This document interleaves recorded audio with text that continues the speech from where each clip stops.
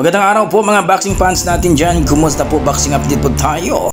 Cuadralas General Casimero may laban na sa December 27 mga idol. Carl James Martin posibleng sinauya inuwi na ang kanyang makakalaban. Pag-usapan natin yan mga idol. Pero kung bago kayo sa ating YouTube channel, baka pwede makahingin isang like, subscribe at pagpipindot na rin ang ating notification bell mga idol. Eto na nga mga idol, no? Grabe ang nangyaring bakbakan ni Martin dito kaya Dipain mga idol, na kung saan ay talagang parihong bagsak mga idol. Parihong knockdown ang nangyari mga idol. Talagang sinabi ng ating mga boxing fans mga idol, isang malupit na prospect itong si Carl James Martin. Kahit ay na-knockdown nito ay talagang nakuha pang bumangon at talagang ni-knockdown din ng kalaban. Bagamat desisyon ng laban mga idol sa kanilang talagang sinabi ng ating mga boxing fans, ito yung sinasabi natin na kakaibang prospect itong si Martin, no? Sinabi nga natin mga boxing fans ay napakagandang panoorin ng laban, no? Talagang dikdikan at pinakita ng ating bagitong prospect na si Carl James Martin ang rank number 2 dito sa WBO Super Bantamweight Division na talagang kayang-kaya niya sinauya Inoue. Bagamat mga idol, marami pa rin nagsasabi mga idol na hindi pa daw kaya ni Carl James Martin itong si Naoya Inoue. Ayon din sa ating mga ibang boxing fans na kaya na dahil matagal na itong nag-ensayo si Carl James Martin para kay Naoya Inoue.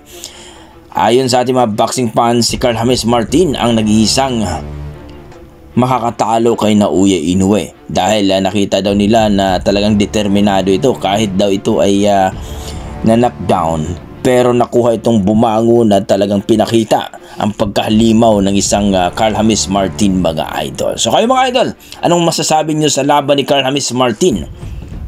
Talagang matatalo na ba itong si Naoya Inoue? Siya na nga pa ang kaunahang makatalo kay Naoya Inoue? Please comment down below mga idol para ating pag-usapan. Sa kabilang banda mga idol, eto na nga mga idol, no? Kahit natalo ang ating pambato na si Cuadralas Casimero dito sa pinsa ng kanyang promoter na si Kuniski Kamida, na kung walang ginawa mga idol kundi puro takbo na lang sa laban, well mga idol, nakakahiya daw itong si Kuniski Kamida. Ang mga iilan na mga boxing fans, lalong-lalo mga Hapon, ay kinahiya nila itong si Kuniski Kamida. Pumunta daw sa laban para lumaban, hindi daw tumakbo. Well mga idol, eto nga ang sinasabi ng ating mga boxing fans ay nakaka-proud daw itong si Casimero. Although natalo man siya, pero hindi naman daw katanggap-tanggap nila na tumakbo ang kalaban. Kaya proud pa rin ang ating mga boxing fans dito kay Cuadralas Casimero. At eto na nga mga idol, magbabalik daw sa luna itong si Cuadralas Casimero sa December 27 mga idol.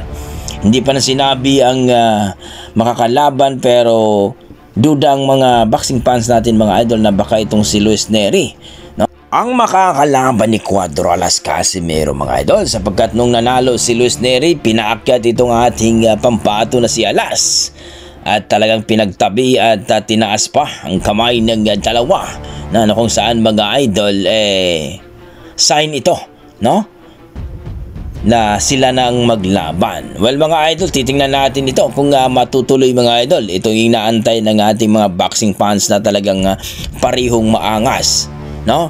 Parihong hindi tumatakbo dahil ine-expect nga natin mga idol na itong si Kuniski Kamida makipag bakbakan kay Casimero, pero hindi nangyari mga idol, no?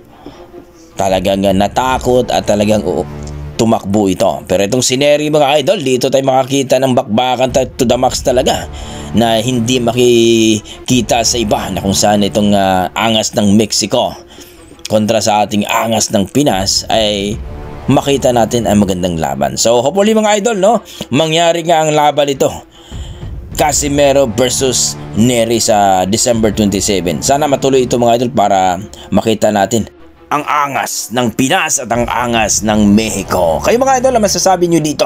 Matuloy kaya ito mga idol ang laban ni Casimero at Nery? Please comment down below mga idol para ating pag-usapan. Maraming salamat. Pagbabalik